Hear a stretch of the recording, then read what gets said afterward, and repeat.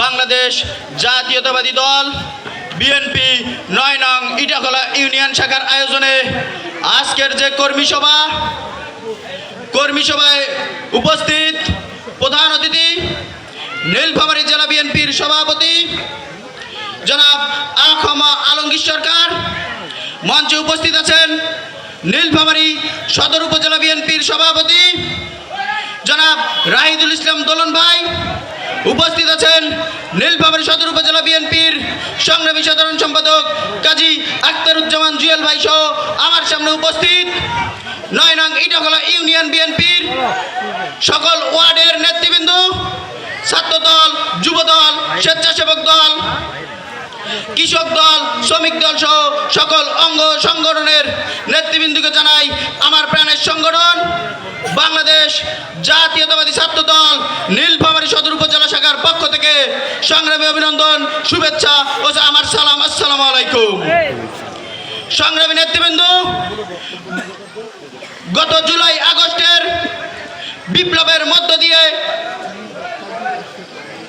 আমরা স্বাধীনতা অর্জন করেছি। আমরা গত ৫ তারিখে স্বাধীনতা অর্জন করলেও আমরা কিন্তু এখন পর্যন্ত পূর্ণাঙ্গ স্বাধীন হতে পারিনি। এখন পর্যন্ত আওয়ামী লীগের দোসররা, আওয়ামী লীগের প্রেতাত্মারা এখন পর্যন্ত বাংলাদেশে রয়েছে। তার উদাহরণ হিসেবে আমরা দেখতে পারি গত ২ দিন আগেই খুনি স্পিকার শিরিন শারমিন যে এখন আত্মগোপনে রয়েছে,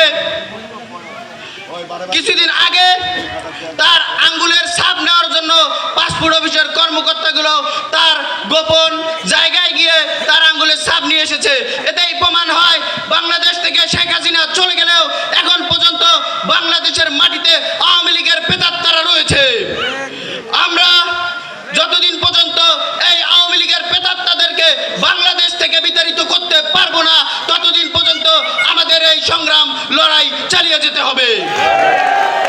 সংগ্রামী নেতৃবৃন্দ, আওয়ামী লীগের মাঠের রাজনীতি কিন্তু এখন শেষ হয়ে গিয়েছে। এখন আওয়ামী লীগ গুজবের মাধ্যমে তাদের রাজনীতি পরিচালনা করছে। আমরা দেখতে পাচ্ছি তারা বিভিন্ন সময়ে বিভিন্ন রকম গুজব ছড়াচ্ছে আমাদেরকে বিভ্রান্ত করার জন্য।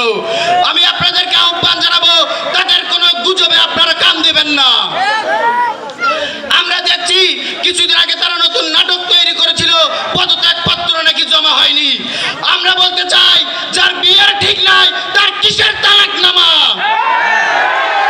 সংগ্রামী নেতৃবৃন্দ, আওয়ামী লীগ ছিল স্বৈরাচার, স্বৈরাচার কখনো পদত্যাগ করে না, স্বৈরাচারের পতন হয়। আমরা গত ৫ তারিখে ছাত্র জনতার বিপ্লবের মধ্য দিয়ে স্বৈরাচারের পতন নিশ্চিত করেছি। তাদের কোনো পদত্যাগ পত্রের দরকার নাই। তারা বলছে আমেরিকায় ট্রাম্প নির্বাচিত হয়েছে, এখন তারা আবার ফিরে আসবে। আমরা বলতে চাই, ট্রাম্প কি নৌকা নিয়ে ভোট করেছিল? যারা তারা আবার ফিরে আসার স্বপ্ন দেখে, ট্রাম্পকে আওয়ামী লীগের মনোনীত ছিল যে আবার তারা ফিরে আসার স্বপ্ন দেখে। সংগ্রামী নেতৃবৃন্দ, বক্তব্য দীর্ঘায়িত করব না, মঞ্চে অনেক বক্তা রয়েছে, আমরা তাদের কথা মনোযোগ সহকারে শুনবো। পরিশেষে একটি কথা না বললেই নয়, বাংলাদেশে যখনই সংকট দেখা দিয়েছে, বাংলাদেশে যখনই সংকটময় পরিস্থিতি সৃষ্টি হয়েছে, একটি পরিবার বাংলাদেশের মানুষের পাশে সর্বদা রয়েছিল। ১৯৭৫ সালে যখন স্বৈরশাসক শেখ মুজিবের বিদায় হয়, তখন বাংলাদেশের দায়িত্ব বাংলাদেশের মানুষের সমর্থনের পরিপ্রেক্ষিতে কাঁধে নিয়েছিল শহীদ প্রেসিডেন্ট জিয়াউর রহমান। ১৯৯০ সালে যখন স্বৈরাচার এরশাদের পতন হয়, যখন বাংলাদেশ টালমাটাল, তখন বাংলাদেশের মানুষকে দিক নির্দেশনা দিয়েছিল পরিবার এবং সংসারের গণ্ডি পেরিয়ে আমার আপনার নেত্রী, দেশ নেত্রী বেগম খালেদা জিয়া। সংগ্রামী নেতৃবৃন্দ, এখন ২৪-এ এসে যখন আমরা আবারও দেখতে পাচ্ছি বাংলাদেশের নেতৃত্ব সংকট, এখন বাংলাদেশের সবচেয়ে জনপ্রিয় নেত্রী, সবচেয়ে জনপ্রিয় নেতা, বাংলাদেশের অনিবার্য নেতৃত্ব, আগামী রাষ্ট্রনায়ক জনাব তারেক রহমানের কোনো বিকল্প আছে? আমরা বলতে চাই, তারেক রহমানের হাতকে শক্তিশালী করতে, জুলাই আগস্টের গণবিপ্লবকে, বিপ্লব এবং স্বাধীনতাকে ধরে রাখতে আপনাদেরকে তারেক রহমানের হাতকে শক্তিশালী করতে হবে।